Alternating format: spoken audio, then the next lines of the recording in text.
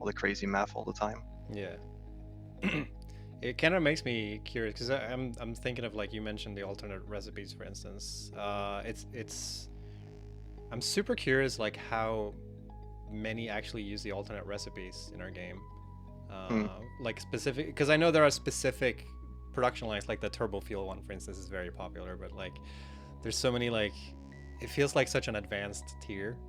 And when people are Hmm. complaining about, because we're gonna talk about this a little bit later, but the like fuel kind of buff that we did that changed Yeah. how turbo fuel, like how people approach turbo fuel, stuff like that. Hmm. I'm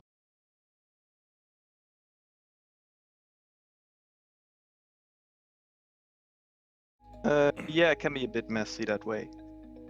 I wanted to say something, but now I forgot it. good, perfect. Uh, oh yeah, but with the alternate recipes, I mean, there is some of them that are kind of catered towards, for example, you as well, Snoot.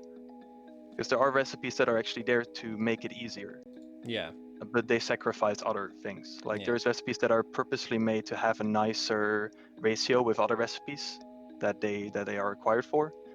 You have that one reinforced iron plate recipe that outputs a lot of iron plates per minute, so you have to make like smaller setups effectively.